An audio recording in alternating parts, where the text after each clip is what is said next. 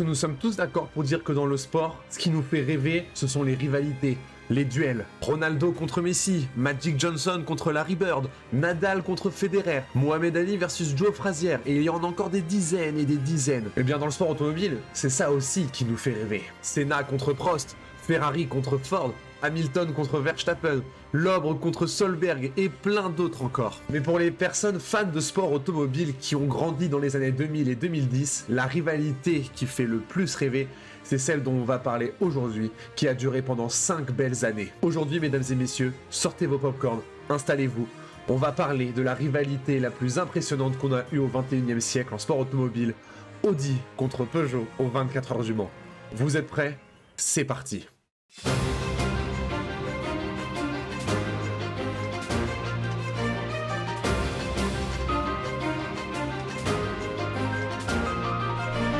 Commençons par présenter nos deux antagonistes pour cette vidéo, et on va commencer par Audi. Audi est une marque assez vieille. Elle date de l'année 1909 et a été fondée par Auguste Horch en Allemagne. Mais ce n'est pas la première marque que notre cher Auguste fonde. 10 ans plus tôt, alors âgé de 31 ans, nous sommes donc en 1899, Auguste Horch fonde sa première entreprise automobile, Auguste Horch und Company Motorwagenwerke, dans la magnifique ville de Cologne. Mais il quitte l'entreprise 10 ans plus tard car il était en total désaccord avec l'administration. Il refonde immédiatement une autre marque automobile, Auguste Horch Automobilwerke. Sauf que le nom Auguste Horch est déjà utilisé pour sa première entreprise. Et du coup, les personnes de la première entreprise disent « Bah non, t'as pas le droit d'utiliser ton nom parce que c'est nous qui l'avons. Donc tu dois changer de nom d'entreprise. » C'est quand même un peu con, non?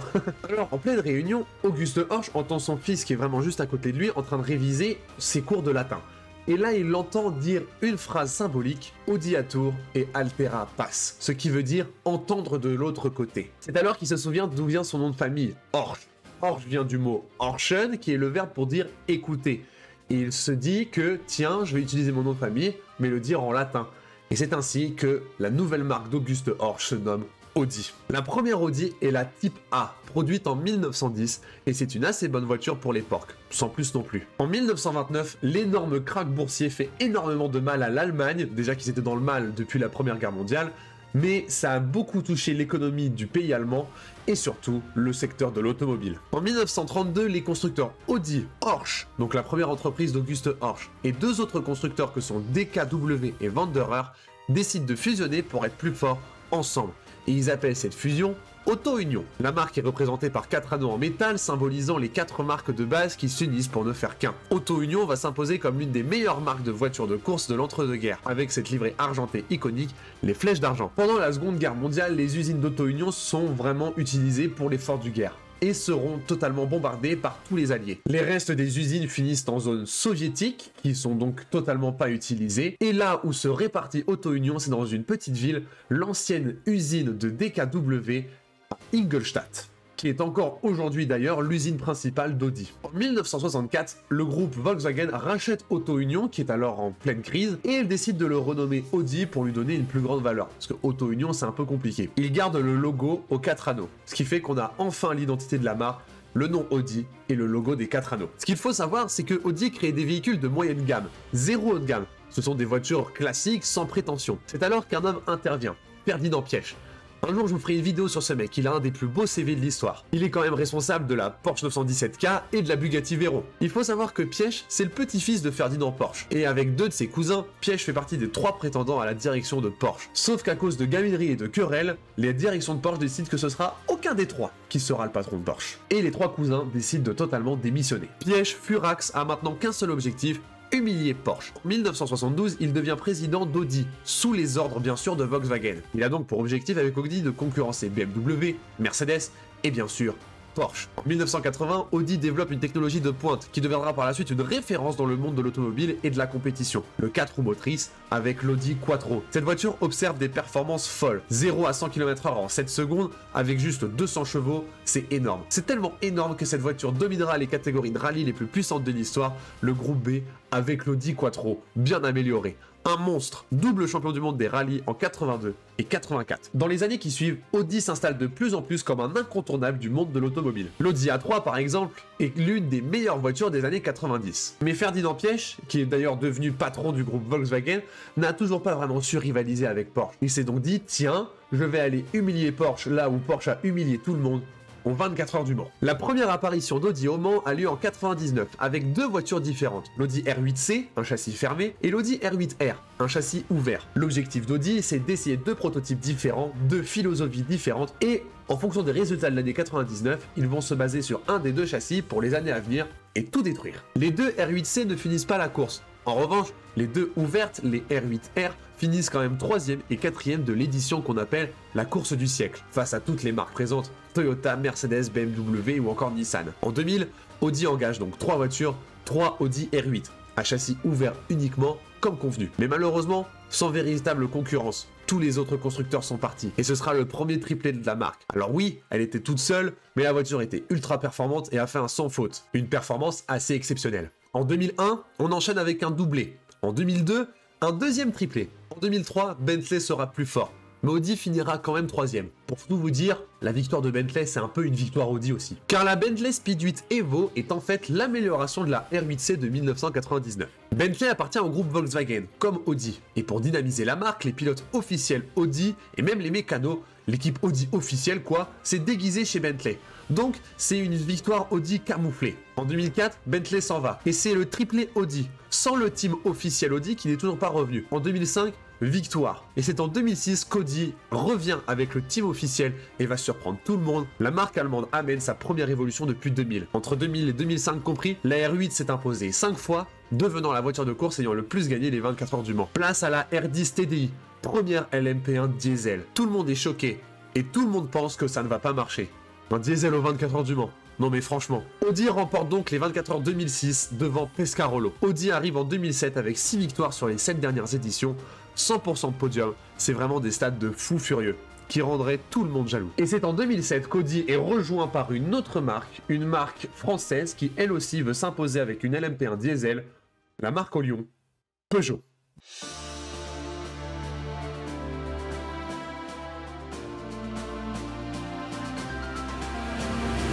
L'entreprise Peugeot naît en 1810, lorsque le moulin familial situé à Hérimoncourt, une toute petite commune dans le Doubs, est transformé en aciérie pour entrer dans l'ère du temps avec la révolution industrielle. Et ils construisent toutes sortes de petits objets en acier, comme par exemple des ressorts pour l'industrie horlogère. En 1840, Peugeot sort son premier moulin à café, qui est encore aujourd'hui très célèbre. Il se lance aussi dans la création d'outils de bricolage, bref, ils font tout et n'importe quoi. En 1886, Eugène et Armand Peugeot, les petits-fils du créateur de la marque, prennent les commandes. Ils commencent à créer des bicyclettes, puis des motocyclettes. Mais en 1889, Armand Peugeot invente un tricycle à vapeur, la Peugeot Type 1. C'est ainsi que Peugeot se lance dans la création d'automobiles. Mais au début du XXe siècle, Peugeot n'est pas du tout le premier constructeur français. Renault et Citroën, par exemple, sont très loin devant. Mais dans les années 30, en plein krach boursier, Peugeot sort un succès incroyable, la Peugeot 201. Ce succès permet d'ailleurs à Peugeot de sortir de la crise. Pendant la guerre, le constructeur est sous les ordres de l'armée allemande pour créer des bombes. Mais aucune bombe ne sortira des ateliers de Peugeot. Les membres de l'usine ont auto-saboté l'usine pour que rien ne se passe, laissant à la sortie de la guerre une usine et une entreprise au bord de la faillite. Mais en 1955, Peugeot sort la 403, qui est la première voiture diesel construite en série. Mais malgré ça, Peugeot jusqu'aux années 70 n'arrive pas à sortir du lot et reste une marque lambda, certes bien implantée, mais qui n'arrive pas forcément à grandir. Ils ont quand même racheté entièrement Citroën en 76 pour former le groupe PSA, que l'on connaît aujourd'hui, et battre en termes de chiffres la marque Renault, qui est en train de tout exploser. Mais là, Peugeot a une idée.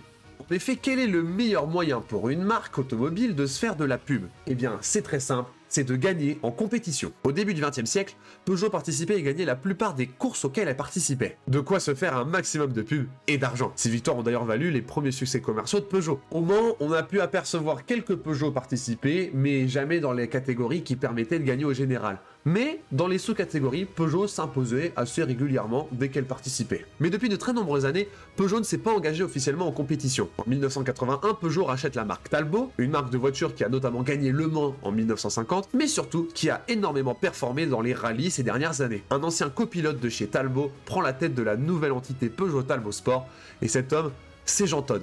Un petit inconnu, et on ne sait pas si c'est vraiment le bon choix, ou si le mec aura de l'avenir. Pourquoi vous me regardez comme ça? En 1984, Peugeot s'inscrit officiellement au rallye dans la catégorie démesurée du groupe B, avec la Peugeot 205 Turbo 16. Ils participeront avec cette voiture aux 5 dernières manches du championnat 84 pour prendre ses marques, et auront gagné 3 d'entre elles. Pour les saisons 85 et 86, Peugeot remporte le championnat pilote et constructeur, ce qui prouve sa supériorité dans la catégorie. En 1987, la catégorie du groupe B est interdite des compétitions de rallye, car les voitures sont jugées trop dangereuses. Et entre-temps, la Peugeot 205, voiture de série dérivée de la Peugeot 205 Turbo 16, est un succès monumental. Pour continuer à rentabiliser les voitures du groupe B, les constructeurs les engagent dans d'autres compétitions. Du coup, la Peugeot 205 Turbo 16 Red est la voiture qui a gagné le Paris-Dakar en 87 et 88. En attendant, dans la Sarthe, la WMP 88 à moteur Peugeot bat les records de vitesse aux 24 heures du Mans, avec en vitesse retenue un magnifique 405 km/h de pointe dans les Inaudières. Cette vitesse, c'est aussi le nom de leur nouvelle voiture de série sortie en 88, la 405, comme par hasard, qui est encore une fois un carton monumental. La 405 est d'ailleurs adaptée en voiture de rallye raid avec la 405 Turbo 16. Cette voiture a également cartonné puisqu'elle gagne le Paris-Dakar en 89 et 90, ainsi que la montée de Pikes Peak en 88 et 89, avec notamment le record du Tour. Mais il y a un endroit où Peugeot veut vraiment s'imposer, c'est en Sarthe, en endurance, et donc aux 24 heures du Mans. En 1991, Peugeot arrive en compétition avec la 905. Elle appartient à la toute nouvelle catégorie des sports 3,5 litres, l'avenir de l'endurance. Peugeot était la représentante de cette catégorie maudite qui a failli détruire l'endurance. En 1991, les deux Peugeot 905 abandonnent, mais c'est cette voiture qui gagne les deux éditions suivantes, en 92 et 93, avec le triplé d'ailleurs. À la fin de l'année 93, les sports 3,5 litres sont interdites aux 24 heures du Mans. Mais avec ce moteur qui est celui de la réglementation de la Formule 1, Peugeot décide d'aller en Formule 1. Mais on est venu ici pour pas en parler. C'était un échec cuisant. Ils sont retournés au rallye au début des années 2000, avec bien plus de succès grâce notamment à la 206 WRC. En 2006, Peugeot annonce son intention de revenir aux 24 heures du Mans, et en plus, la motorisation diesel les intéresse énormément, eux qui en vendent à l'appel. Peugeot est l'un des leaders mondiaux du diesel. En octobre 2006, lors du mondial de l'automobile de Paris, Peugeot révèle les premières lignes conceptuelles de son nouveau prototype, nommée la 908. C'est quelques mois plus tard que la marque au Lyon dévoile la vraie 908 HDI FAP et fera ses débuts en compétition en 2007. Son moteur est très petit, puisqu'il s'agit d'un V12 biturbo 5 litres 5 de cylindrée de 800 chevaux. C'est d'ailleurs la même fiche technique pour l'Audi R10 TDI. On a donc nos deux monstres qui vont se battre pour les prochaines années au Mans. Audi et Peugeot, après s'être battus sur les routes de campagne dans les années 80, se battent sur les circuits du monde, de jour comme de nuit, dans les années 2000.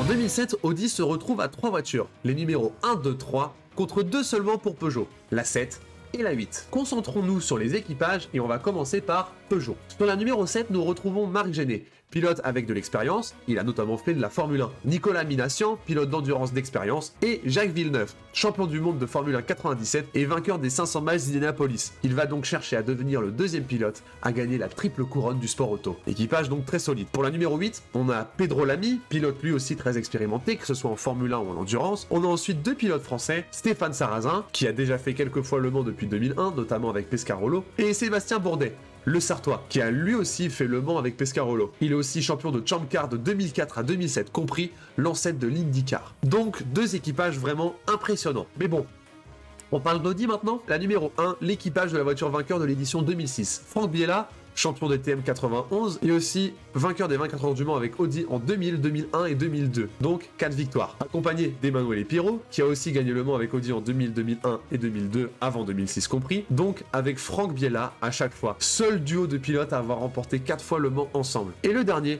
Marco Werner, qui a gagné le Mans avec Audi en 2005 et 2006 de coup. Cet équipage est vieux, ils ont quasiment tous 40 ans, c'est donc les vieux briscards de la bande. Sur la numéro 3, on a Lucas Lourd, jeune pilote qui a notamment remporté le Mans en catégorie GT avec Porsche en 2002 et 2003. Mike Rockefeller, lui aussi jeune pilote, qui a lui aussi remporté le Mans avec Porsche en GT. Et pour finir, Alexandre Prémat, jeune pilote aussi, surtout de monoplace, qui va participer à ses premières 24 heures du Mans. Équipage jeune avec peu d'expérience, mais de l'envie et de la folie, ça va être fort. Et la voiture numéro 2. On en parle? Rinaldo Capello, pilote très expérimenté, assez vieux lui aussi, double vainqueur du Mans en 2003 avec Bentley et 2004 avec Audi. Alan McNish, pilote très expérimenté qui a gagné en 1998 le Mans avec Porsche. Et pour finir, un tout petit pilote, Tom Kristensen, qui a gagné Le Mans en 98 avec Porsche, en 2003 avec Bentley, et en 2000, 2001, 2002, 2004 et 2005 avec Audi. Oui, c'est l'homme qui a le plus remporté les 24 heures du Mans, avec 7 victoires, dont 6 consécutives. Historique. Voilà donc nos 5 voitures qui vont jouer la gagne aux 24 heures du Mans 2007. Aux qualifications, Stéphane Sarrazin arrive à placer sa Peugeot en pôle, ce qui est impressionnant pour une première participation face à Audi. Mais en course, c'est vraiment différent, surtout que la pluie va s'inviter. Au départ, tout se passe bien, mais les Audi, surtout la numéro 2, montent le rythme, surtout avec les conditions météo qui ne font que changer. Au bout d'une heure de course, les 3 Audi sont devant les 2 Peugeot. Mais à cause de la pluie, alors qu'il était le pilote le plus rapide depuis quelques tours, Mike Rockenfeller sort de la piste assez violemment, au tertre rouge. Le choc est violent, mais le pilote va bien. Espérons qu'il ne connaîtra pas d'autres crashs de ce genre dans sa carrière. Et pourquoi vous me regardez comme ça après que je dis certaines phrases? Au bout d'une heure 30 de course, il ne reste que 2 Audi contre 2 Peugeot. La safety car ne ressortira que 1 heure plus tard. La course reprend, mais les Audi sont vraiment bien plus rapides que les Peugeot. Vers 20 h, la Peugeot numéro 8 est au ralenti et doit faire des réparations et prend plus d'un quart d'heure, soit 5 tours. Puis doit encore rentrer pour un autre souci technique et perd encore du temps. Après 6 heures de course, l'Audi numéro 2 est première, 2 tours devant la numéro 1 et 3 tours devant la première Peugeot. La Peugeot numéro 8 est 9ème à 7 tours de retard. Pendant la nuit, Audi déroule, pendant que Peugeot a des soucis partout. À la mi-course, l'Audi numéro 2 et la numéro 1 sont devant, séparés 2 tours. La 7 est maintenant à 5 tours de retard, en 3ème place, et la numéro 8 est remontée à la 5ème place, à 9 tours de la leader. Mais un nouveau rebondissement va tout changer. Vers 7 h du matin, l'Audi numéro 2, alors en tête, s'arrête. Mais pendant l'arrêt, la voiture tombe au sol, alors que la roue arrière gauche n'est pas fixée, ce qui abîme la voiture. Et 1 heure plus tard, la voiture sort à Indianapolis violemment en perdant la roue arrière gauche à cause de l'arrêt raté plus tôt. Abandon pour la voiture qui domine l'épreuve depuis le départ. Il ne reste plus qu'une seule Audi, la numéro 1 passe à Peugeot. Et pour la première fois au petit matin, les Peugeot sont au même rythme que la dernière Audi. Impossible donc pour l'Audi restante de faire la moindre erreur. Le pire, c'est que ces dernières remontent. Elles ne sont plus qu'à 4 et 6 tours de retard en 2ème et 3ème place. Et il ne reste que 6 heures. À 2 h 30 du but, la Peugeot numéro 7 est poussée dans son garage. Il y a un gros problème sur la Peugeot. Elle repart plus de 40 minutes plus tard. Elle est 4ème certes, mais elle ressort au ralenti. Abandon pour la Peugeot numéro 7 à 1 h 30 de l'arrivée. On rentre alors dans la dernière heure de course et c'est le déluge. Les safety cars entrent sur la piste quand la Peugeot numéro 8 rentre au stand pour des problèmes. Elle ressort à 20 minutes du but. La fin de course est faite sous safety car, sous un déluge exceptionnel. La dernière Peugeot, n'étant pas sûre de finir la course, s'arrête à la chicane Ford en attendant l'Audi vainqueur pour être sûr de finir la course. Et en effet, Audi gagne à nouveau Le Mans avec la numéro 1 de Piero Werner et Biella pour une 2e année consécutive. Peugeot finit 2e à 10 tours de l'Audi. La conclusion des 24 heures du Mans 2007, c'est que Peugeot est une marque très jeune. Ils ne peuvent pas affronter à la régulière Audi qui sont des monstres de rigueur. Là, c'est impossible. Mais bon, ce qui est sûr, c'est que Peugeot va essayer de remonter la pente et d'avoir une voiture plus fiable et plus rapide pour l'édition 2008.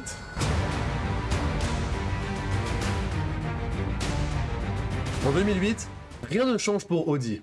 Même voiture, même livrée, mêmes équipages. Chez Peugeot, il y a quelques changements à noter. Déjà, on aura une 3e voiture pour jouer à armes égales avec Audi. Les livrées sont chacune rouge, bleue et blanche pour représenter bien sûr la France. L'équipage Minassian, Genet, Villeneuve est toujours celui de la numéro 7. Lamy et Sarrazin sont toujours dans la numéro 8. Mais Bourdais ne peut pas faire Le Mans à cause de son programme en Formule 1 chez Toro Rosso et est remplacé par Alexander Wurz, pilote monstrueux, vainqueur des 24 heures du Mans 1996 et accessoirement le plus jeune pilote de la classique Mansell à 22 ans. Il n'a jamais participé aux 24 heures du Mans depuis. Sur la numéro 9, on a Franck Montagny, pilote très rapide qui a notamment fini 2e des 24 heures du Mans 2006, Ricardo Zonta, pilote assez bon qui a fait quelques grands prix sans réel succès, et Christian Klein, qui a à peu près le même palmarès que Zonta. Voilà pour les équipages de Peugeot. La marque française a très bien préparé ses 24 heures du Mans 2008, car elle a vraiment très bien performé et a gagné toutes les courses de la saison 2008 avant les 24 heures du Mans. Et surtout, en qualification,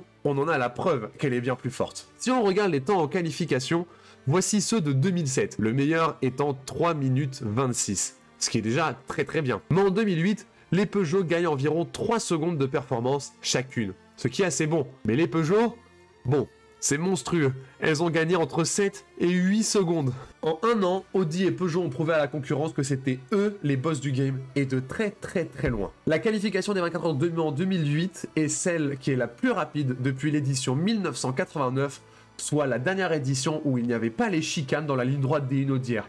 C'est historique qui est en train de se passer là. La 908 et la R10 TDI sont des machines avec des performances impressionnantes. Et ce qui est fou, c'est que c'est encore Stéphane Sarrazin qui fait la pole, comme en 2007. Quand le départ est lancé, une chose frappe. Les Peugeot ont un bien meilleur rythme que les Audi, mais vraiment beaucoup trop. Elles sont 3 à 4 secondes plus rapides chaque tour. Par contre, les Peugeot consomment beaucoup plus d'essence, et cela peut jouer à l'avantage d'Audi en fin de course. Une seule Audi semble en mesure de venir embêter les Peugeot, c'est la numéro 2 de McNish, Capello et Christensen. Mais au bout de 2 heures de course, les problèmes commencent. La Peugeot numéro 8, alors solidement en tête depuis le départ, a un problème de sélection de rapport de boîte de vitesse. Cela coûte 5 tours à la voiture, et peut dire adieu à la victoire à la régulière. Ensuite, quelques minutes plus tard, la numéro 9 doit s'arrêter pour changer de capot avant suite à un contact avec une GT, et perd un tour. En plus de ça, la voiture subit un drive-through de pénalité car elle a mis du temps à aller changer son capot, et perd donc encore plus de temps. Mais grâce à son rythme d'enfer, la voiture reste dans le tour des leaders, avec la Peugeot numéro 7, et les 3 Audi. Après 6 heures de course, les Audi 1 et 3 sont largués, et seule la numéro 2 peut rivaliser avec les 2 Peugeot restantes. Mais à la tombée de la nuit,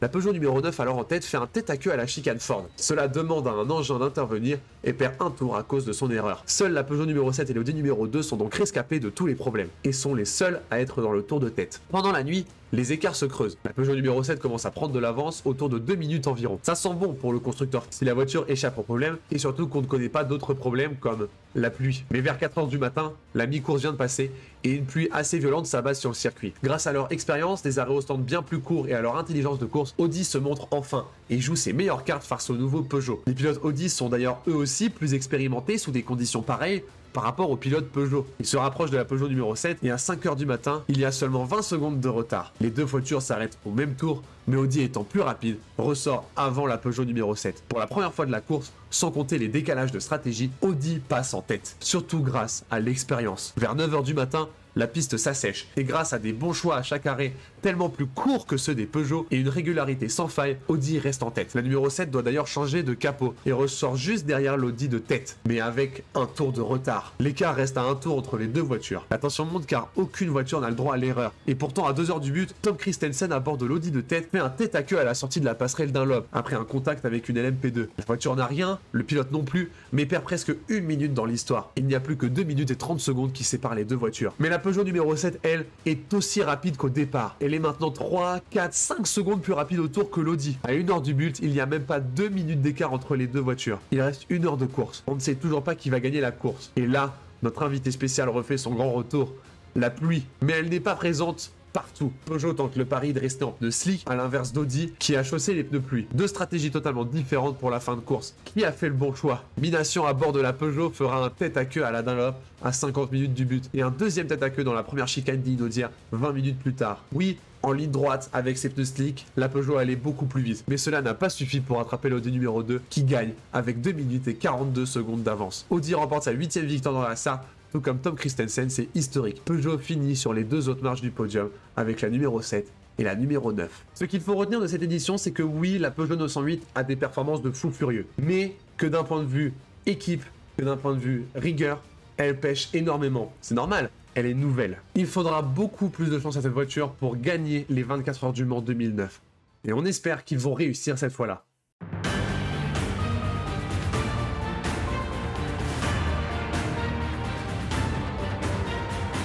En 2009, on a un changement majeur. Avant, les numéros étaient rouges sur fond blanc. Maintenant, ils sont blancs sur fond rouge. Rigolez pas, moi je trouve que c'est vraiment mieux. Bref, pour cette 77e édition des 24 heures du Mans, on a des gros chiffres. 4 Peugeot contre 5 Audi. 3 officiels pour chaque, et une privée pour Peugeot et 2 pour Audi. Pour les Peugeot officiels, on passe toutes les livrées en bleu et on modifie les équipages. Pour la numéro 7, on prend Nicolas Minassian, Pedro Lamy et Christian Klein, 3 pilotes qui connaissent bien la voiture. Pour la numéro 9, on a Marc Géné et Alexander Wurz, et un petit nouveau, David Brabham, fils du triple champion du monde de Formule 1 Jack Brabham. La voiture des vieux briscards du coup. Et la dernière, la numéro 8, avec un équipage de pointe 100% français, Stéphane Sarrazin, Sébastien Bourdet et Franck Montagny. Celui-là fait très mal. La 4e Peugeot est engagée par le team Pescarolo Sport. Elle porte le numéro 17. Elle est pilotée par Jean-Christophe Boulion, pilote d'endurance très expérimenté, notamment avec Pescarolo, et 2 petits français, Simon Pagenaud, très bon jeune pilote de monoplace, et le dernier, Benoît Trélulier, qui a tout gagné dans les plus grands championnats japonais. Il faut vraiment que Peugeot garde un œil sur ces pilotes, car ils sont très bons, ce serait dommage qu'ils partent ailleurs. Encore toi? Chez Audi, on a du changement. Déjà dans la voiture, l'Audi R10 TDI laisse place à l'Audi R15, nouvelle évolution de la voiture, plus grosse, plus intimidante. L'équipage de la numéro 1 vainqueur l'année passée change pas. Dans la numéro 2, Marco Werner prend la place d'Alexandre Préma, qui lui est dans la numéro 3, mais pas avec Biella et Pirot qui ont arrêté la course automobile, mais avec Timo Bernard qui a déjà gagné 3 fois les 24 heures de Nürburgring et une fois les 12 heures de Sebring, et Romain Dumas, pilote monstrueux d'expérience en endurance pour son jeune âge. Les deux autres Audi sont des R10 TDI engagés par le Team Coles, la numéro 14 et la numéro 15. Et alors là, vous n'êtes pas prêts pour la dinguerie des équipages. En vrai, on va pas s'attarder dessus, vraiment les équipages ne sont pas terribles et en plus les voitures n'ont pas été performantes du tout. On a aussi une nouvelle marque qui cherche à prétendre à la victoire, Aston Martin, avec 3 voitures, la 007, la 008 et la 009 aux couleurs du pétrolier Gulf. Les voitures étaient magnifiques, mais manquaient un peu de performance comparé à Audi et à Peugeot. De 2009 à 2011, elles n'ont jamais fait partie des prétendants à la victoire, ce qui est dommage. Ça aurait pu être fou. Avant de parler des résultats, des qualifications et de la course en 2009, je vais parler d'une guerre qu'il y a eu entre Audi et Peugeot avant la course, d'un point de vue réglementaire. Lors de la présentation de la nouvelle Audi R15, Peugeot trouve que certaines choses posent problème, notamment 2 petites ailettes présentes sous la carrosserie de l'Audi. En effet, les éléments aérodynamiques de la carrosserie sont interdits. Et pour Peugeot, ces ailettes ne sont clairement pas structurelles, et pour eux, ces pièces ne sont pas conformes. La guerre est déclarée. Peugeot fera tout ce qui est en son pouvoir pour remporter le Mans, pour faire tomber l'ogre Audi. Mais la marque au lion ne gagnera pas de gain de cause, car ils n'ont pas assez de preuves. Et d'un point de vue des qualifications, qu'est-ce qui s'est passé? Eh bien, c'est Peugeot qui signe encore la pole position, encore avec Stéphane Sarrazin, suivi d'une Audi, des 3 autres Peugeot et des 2 dernières Audi. Au départ, les 7 favorites s'envolent, surtout les 3 Peugeot officiels, qui se débarrassent de l'Audi numéro 1 pour prendre les 3 premières places. Le premier problème intervient au 3e tour. Alors que l'Audi numéro 3 tente de redoubler l'Aston Martin 007, Alexandre Préma perd l'équilibre de sa voiture à Indianapolis et fonce dans le mur. La voiture devra effectuer des réparations et perd 2 tours dans la manœuvre. Plus que 2 Audi en course pour la victoire. On arrive à la première demi-heure de course et toutes les voitures s'arrêtent, dont les 3 Peugeot de tête, qui ont mis beaucoup d'avance à la 4e Peugeot et les 2 Audi restantes. Mais l'écart était parfait pour qu'un drame se produise. En sortant de son arrêt, la Peugeot numéro 7, alors 3e, entre en contact avec la Peugeot Pescarolo 17. Crevaison pour la numéro 7. Safety car à cause de tous les débris, et la Peugeot numéro 7 va prendre énormément de temps dans les stands. En moins d'1 heure, 2 des 7 prétendantes ne le sont plus. 3 Peugeot contre 2 Audi. La course continue et la voiture qui domine l'épreuve, c'est la numéro 8. Elle extermine la concurrence. Même la voiture sœur numéro 9. Les Audi ne suivent pas le rythme et en début de soirée, plus aucune Audi n'est dans le tour des leaders. C'est à ce moment que la voiture de tête rencontre un problème avec un disque de frein cassé. Elle perd 3 tours dans l'histoire, laissant seule en tête la Peugeot numéro 9 face à Audi 1 et 2. À 22 h, encore des problèmes pour Audi. La numéro 2 sort de la piste au virage Porsche. Il n'y a plus qu'une seule Audi vraiment en jeu pour la victoire. L'Audi numéro 1, qui rencontre elle aussi des problèmes de capot. Et la Peugeot numéro 8 reprend donc la 2e place. La Peugeot numéro 17, elle, manque de rythme et commet quelques erreurs. La numéro 9 semble seule au monde, même si le rythme de la numéro 8 est impressionnant et peut théoriquement encore gagner cette course qui finit dans 15 heures. Mais à minuit, nouveau drame. La Peugeot numéro 8 rentre en contact avec une Porsche GT. Elle doit donc changer de capot et perd à nouveau un tour. L'Audi numéro 1 reprend alors la 2e place. La Peugeot numéro 9, bien plus lente que les autres voitures, évite tous les problèmes et se retrouve en tête toute seule. Mais le rythme d'enfer de la Peugeot numéro 8 et de l'Audi numéro 1 leur permet d'être quand même dans le même tour. La Peugeot Pescarolo est à 2 tours en 4e position. Et vers 3h30 du matin, l'Audi numéro 1 rentre dans son box. On doit réparer les turbos et le moteur. On perd beaucoup de temps. Les problèmes arrivent aussi pour la Peugeot numéro 17. Elle rentre en contact avec une GT, perd donc du temps dans les stands. Et à 4h du matin, Benoît Tréluyer sort ultra violemment dans la descente après le Dunlop. Le crash est violent, mais le pilote va bien. Cela tombe à un moment où les 2 autres Peugeot de tête, la 9 devant la 8, commençaient à ressentir des problèmes de frein et d'embrayage qui semblaient sérieux. Peugeot décide donc de figer les positions jusqu'à la fin de course pour calmer le rythme. La 9 devant la 8. Seul l'Audi numéro 1 anime la course en essayant de rattraper son retard et potentiellement finir mieux que 3e. Mais vers midi, ses chances s'arrêtent définitivement car elle rentre au stand pour des problèmes de transmission. La Peugeot numéro 9 remporte la course devant la numéro 8, 6 tours devant la première Audi, 3e. Ça y est, Peugeot renverse Audi et signe sa 3e victoire dans la Sarthe après 92 et 93. La voiture numéro 9 qui a gagné est la seule Peugeot à avoir évité tous les problèmes. Mais ça y est, Peugeot débloque enfin son compteur de nombre de victoires aux 24 heures du Mans. 2 pour Audi et 1 pour Peugeot depuis leur rivalité. Et en 2010, Peugeot va essayer de faire que ce soit 2 partout.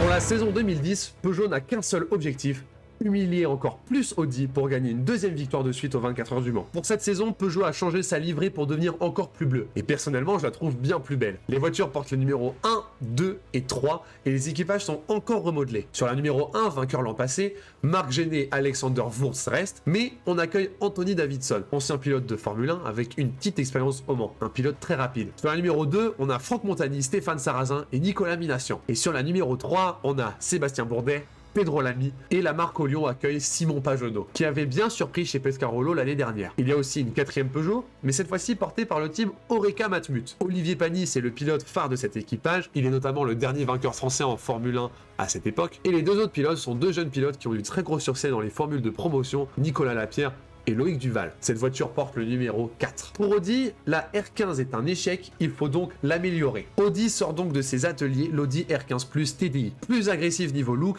mais surtout plus fiable et plus performante. 3 R15 Plus sont engagés par le team officiel. La numéro 7, toujours avec Capello, Christensen et McNish. Sur la numéro 9, on a Mike Rockenfeller, Timo Bernhard et Romain Dumas. Et pour la 8, on a 3 tout nouveaux pilotes. Benoît Tréluyer, André Lautora et Marcel Fessler. Cet équipage est jeune et a du succès un peu partout et surtout au Japon. C'est un équipage très prometteur. On a aussi encore une fois les deux Audi R10 TDI du team Coles et pour 2009 j'en avais pas parlé, mais là ça vaut le coup d'en parler car même scénario qu'en 2009, équipage pas terrible et en plus les deux voitures ont abandonné.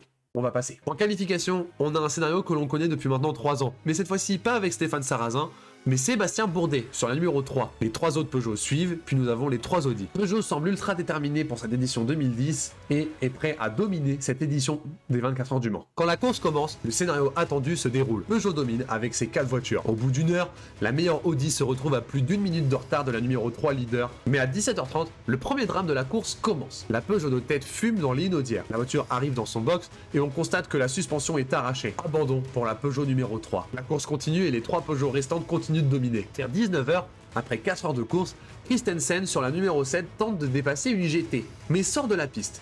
Elle ressort plusieurs tours derrière et est donc hors course pour la victoire. Au bout de 7 heures de course, seuls les 2 Peugeot officiels sont dans le même tour. La Peugeot numéro 4 est 3e, suivie des 2 Audi rescapés. Vers 22h30, Peugeot cumule encore de la malchance. La voiture de tête doit changer un boîtier électrique et perd 3 tours dans la manœuvre. L'Audi numéro 8, elle, abîme un peu sa carrosserie et perd un peu de temps. La numéro 9 prend donc la 3e place derrière la Peugeot numéro 1 en tête et la Peugeot Oreca. Dans la nuit, la Peugeot numéro 1 qui a pris du retard roule en rythme de qualification pour rattraper. C'est impressionnant. Elle remonte jusqu'à la 5e place et dépasse l'Audi numéro 7 qui rencontre un problème électrique sans réelle gravité. Puis à 3h du matin, encore un problème pour Peugeot. La numéro 4 du team Oreca perd 4 tours à cause d'un demi-arbre totalement HS. Elle ressort 6e à 4 tours des leaders. Seule une Peugeot et 2 Audi n'ont pas eu de véritables problèmes et restent seulement véritables prétendantes. Pendant tout le reste de la nuit, la Peugeot numéro 2 déroule. Elle a toujours son tour d'avance sur les Audi. Tout se passe bien jusqu'à 7h du matin, quand le moteur de la Peugeot de tête explose. Cela fait un 2e abandon pour Peugeot. Les 2 autres ayant eu des gros problèmes, cela fait 1er, 2e et 3e pour Audi. Et durant toute la nuit, la Peugeot numéro 1 roulait à une allure exceptionnelle et vers 8h du matin a rattrapé son retard et n'a plus que 2 tours de retard sur les leaders. Avec ce rythme, la voiture peut remonter pour gagner la course. À 11h30, il reste 3h30 de course et la numéro 8 file tout droit à Arnage. Elle perd un tour car en plus elle abîme son capot. Et la Peugeot numéro 1 prend donc la 2e place. À ce moment-là, la Peugeot numéro 1 a rattrapé à nouveau l'Audi numéro 9 leader et rentre donc dans le même tour que la voiture de tête. C'est encore possible pour les Français. Mais à 13h, il reste 2 heures de course et la dernière 908 officielle fume. Elle rentre dans son box et abandonne elle aussi pour pas de moteur. L'humiliation est totale dans le clan Peugeot. Mais il reste un dernier espoir, la Peugeot numéro 4 du team Oreca, qui remonte très très fort. Loïc Duval à son bord aligne les meilleurs tours de course. Elle fait même des tours plus rapides que la pole position signée le samedi, avec un meilleur tour en 3 minutes 19 et 74 millièmes. C'est le tour le plus rapide enregistré en course de l'histoire des 24 heures du Mans, quel que soit le circuit, avec ou sans chicane. Record historique. Elle est à 10 secondes seulement de la 3e place. Le team Peugeot officiel envahit le stand Oreca pour suivre les derniers espoirs de la marque au Lyon. Mais à 1 heure du but, le moteur de la numéro 4 explose lui aussi. 4 voitures au départ, 4 abandons pour problème de fiabilité pour Peugeot. Audi roule tranquillement la dernière heure de course en formation. Audi signe donc un triplé historique pour prendre sa 9e victoire aux 24 heures du Mans, égalant Ferrari comme 2e constructeur le plus victorieux dans la Sarthe. Mais il y a un autre record qui est tombé. L'Audi numéro 9 de Dumas, Bernhard et Rockenfeller a parcouru 397 tours. Record de distance battu. Le record de distance tenait depuis 1971 et ce nouveau record tient encore aujourd'hui. 2010 est l'année de l'humiliation. Peugeot a été humilié, mais vraiment d'une violence pendant cette édition 2010. Et ils sont obligés de se ressaisir pour l'édition 2011.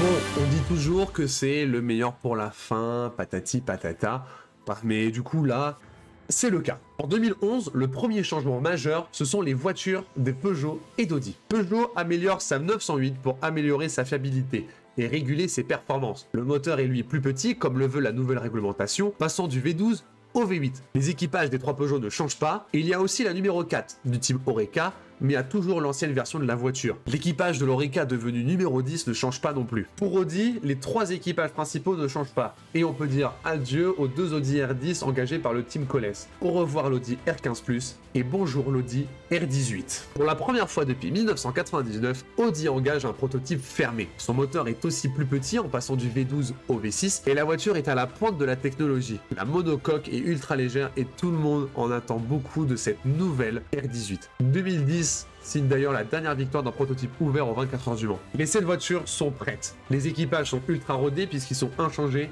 On a des nouvelles voitures. On s'attend à une édition de fou furieux. Mais personne n'était prêt pour ce qui s'est passé. En qualification, pour la première fois depuis le début de leur affrontement, c'est Audi qui est en pôle, avec la numéro 2. L'équipage de la numéro 1 est deuxième, suivi de la Peugeot 9 et 8, l'Audi numéro 3, la Peugeot 7 et la Peugeot 10. C'est mélangé, très serré. Vous êtes prêts? C'est parti. Le départ est très animé. Il est même spectaculaire. L'Audi numéro 3, piloté par Alan McNish, est très rapide et dans les premières minutes de course passe en 3ème position. Les 3 Audi sont en tête de la course. Après les premiers arrêts au stand, l'Audi numéro 1 ressort en tête devant la 2 et la 3. L'Audi numéro 3 passe 2ème et se rapproche de la numéro 1. Et là, coup de tonnerre. Alors que la numéro 3 tente de dépasser la numéro 1 pour la tête de course, en même temps qu'une Ferrari retardataire, cette dernière s'accroche avec Alan McNish. Et l'accident est spectaculaire. Les images sont impressionnantes et surtout, tout le monde s'inquiète pour le pilote. Les commissaires et autres photographes et autres journalistes qui étaient juste à côté ont eu la peur de leur vie. Il ressort de la voiture grâce au commissaire, mais il est sous le choc. Tout le monde est sous le choc. Mais il faut réparer toutes les barrières maintenant. La safety car a duré 1h15. C'est long. Mais les 2 Audi restantes sont devant les 4 Peugeot. Quelques temps plus tard, vers 17h30, l'Audi numéro 1 est au ralenti. Le capot avant de la voiture est endommagé. Elle reste dans le même tour que tout le monde, mais ressort 6ème. Derrière les 4 Peugeot. On a ensuite, en début de soirée, une très belle bataille entre la Peugeot numéro 7 et l'Audi numéro 2, qui s'échangent tour à tour la place de leader. Mais à la tombée de la nuit, l'Audi a un meilleur rythme et commence à creuser l'écart avec les Peugeot. Depuis son problème, l'Audi numéro 1 remonte à un rythme exceptionnel, avec Mike Rockenfeller comme pilote. Vers 22h30, la Peugeot numéro 7 file tout droit à Ranage, et l'Audi numéro 1 se retrouve donc en 2ème position et rattrape l'Audi en tête. Mais 10 minutes plus tard, nouveau drame. L'Audi numéro 1 croise une Ferrari retardataire dans la ligne droite avant Indianapolis et s'accroche entre elles. L'accident est encore plus violent car là les voitures sont à presque, voire plus que 300 km/h. Il fait totalement noir. Il y a des débris partout. On ne voit même pas où est le reste de la voiture sur les caméras. C'est choquant, encore plus qu'en début de course. Cela fait 2 fois que le silence règne sur le circuit. Et ça fait 2 fois que c'est dans le camp Audi. Le pilote est retrouvé et souffre seulement d'un mal de crâne et de quelques coupures. Il est d'ailleurs sorti tout seul de la voiture, mais là, il faut aussi tout réparer.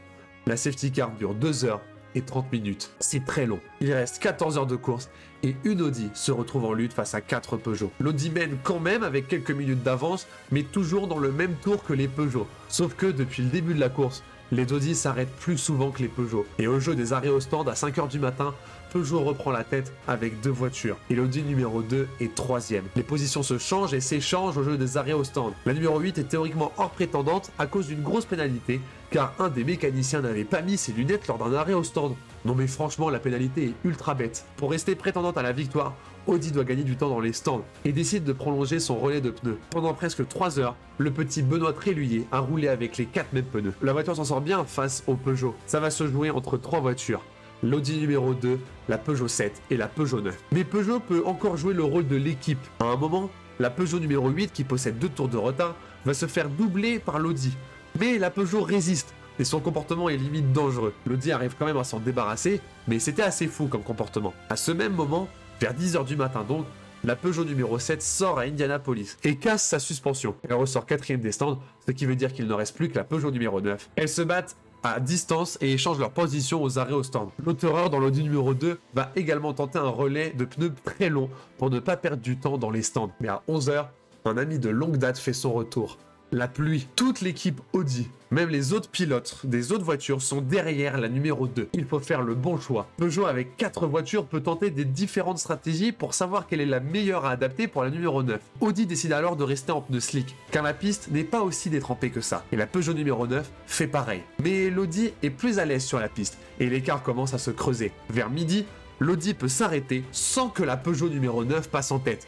Ça sent très bon pour Audi. La pluie disparaît, et donc la stratégie à faire était bien celle de rester en piste. Mais vers 13 h, Audi croise à nouveau une Peugeot retardataire, la numéro 7, qui elle aussi gêne assez violemment Audi. Les patrons d'Audi appellent directement les dirigeants de Peugeot pour leur dire de laisser leurs 2 dernières voitures leaders se battre sans problème, la 2 contre la 9. Peugeot accepte et la numéro 7 n'interviendra plus. La tension est monstrueuse. Il reste 1 heure à peine de course. Audi est toujours en tête, mais possède qu'une trentaine de secondes d'avance. Mais là, problème. On détecte une crevaison lente sur l'Audi. Que doivent-ils faire? Changer les 4 pneus tout de suite et laisser la Peugeot passer devant? Surtout que là, il est trop tôt pour s'arrêter, car si la voiture s'arrête maintenant, elle devra faire un dernier arrêt pour mettre un peu d'essence et perdra donc la course. Audi décide de rouler un petit peu avec cette crevaison, donc perd du temps sur la piste, mais s'arrête dès que possible. Cela tombe bien, les 2 voitures de tête s'arrêtent en même temps, au même tour. Et Audi décide de changer ses 4 pneus pour avoir un rythme de fou en sortie des stands. Peugeot ne change pas pour tenter de repasser devant à la sortie. Les 2 voitures sortent des stands, Audi est devant avec seulement 7 secondes d'avance sur la Peugeot. Il reste 35 minutes de course. Cela fait 23 h 30 que ça roule et il y a 7 secondes d'écart entre les 2 premières. La pression est monstrueuse, la moindre erreur sera fatale. Mais grâce à un rythme spectaculaire en fin de course, Audi arrive à remporter les 24 heures du Mans 2011 avec seulement 13 secondes d'avance devant les 4 Peugeot. C'est l'un des écarts les plus petits de l'histoire du Mans. Audi signe donc sa 11e victoire au Mans et sa première avec un prototype fermé. L'édition 2011 est historique pour une autre raison. Lina Gade, ingénieure de course de l'Audi numéro 2, est la première femme à ce poste à remporter les 24 heures du Mans. C'est historique. Pour l'édition 2011, je vous conseille le documentaire Truth in 24 Hours qui est réalisé par Audi. Et c'est vraiment intéressant. L'édition 2011 a la même conclusion que les 4 éditions précédentes, si on oublie celle de 2009. Audi est le monstre de la régularité, le monstre des bons choix, et a permis de gagner à chaque fois quasiment. Ils ont aussi connu aucun problème de fiabilité, ou presque, sauf en 2009, et clairement ça a payé. L'édition 2012 est attendue pour 3 raisons différentes. La première, c'est qu'il y a la création d'un premier championnat d'endurance, le WEC, depuis de nombreuses années. Et on attend à ce qu'il y ait une rivalité exceptionnelle, surtout que les 24 heures du Mans font partie de ce championnat. Deuxièmement, la technologie hybride est mise en avant, que ce soit pour Peugeot, pour Audi. Donc ça va créer encore plus de drama. Et troisièmement, Toyota va se joindre à la fête. On aura donc une rivalité à 3 pour la saison 2012. Mais malheureusement, tout ça ne s'est pas passé comme prévu. Tout début 2012, Peugeot décide d'arrêter son programme en endurance avec la 908. Pour des raisons que je n'ai pas vraiment trouvées car il y a plein de théories différentes sur internet et je n'arrive pas à savoir quelle est la véritable raison. En résumé, la Peugeot 908, c'est 5 participations aux 24 heures du Mans pour une seule victoire.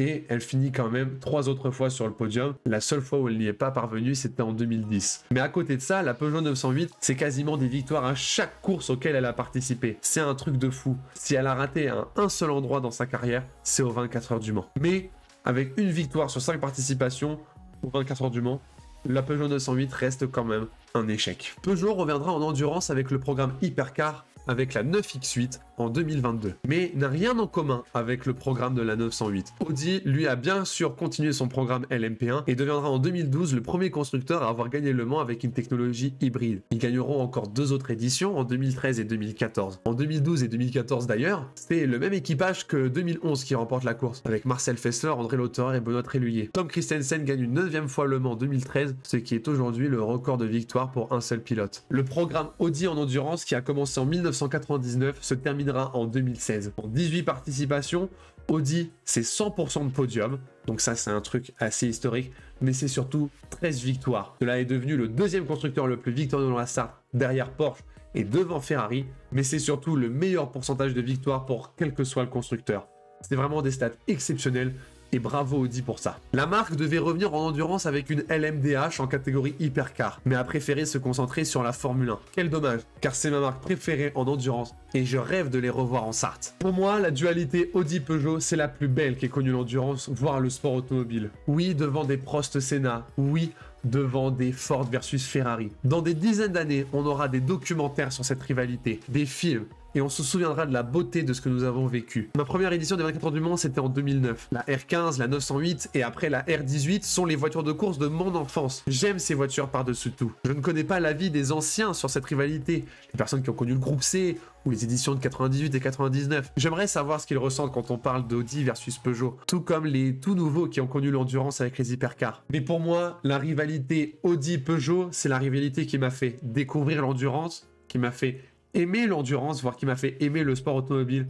Et je remercierai jamais assez ces deux marques pour avoir offert cette bataille exceptionnelle aux 24 heures du Mans, car vraiment, c'est la plus belle de toutes. Je donnerai tout pour revoir ces deux marques s'affronter aux 24 heures du Mans, que ce soit juste eux deux, ou entouré de toutes les autres marques qu'on a en ce moment en hypercar. Je donnerai tout ce que j'ai. Merci d'avoir regardé cette vidéo, ça a demandé beaucoup de travail. Partagez-la, aimez-la, dites-moi en commentaire si vous trouvez cette édition aussi exceptionnelle que moi. Je vous donne rendez-vous très vite pour la suite. La bise.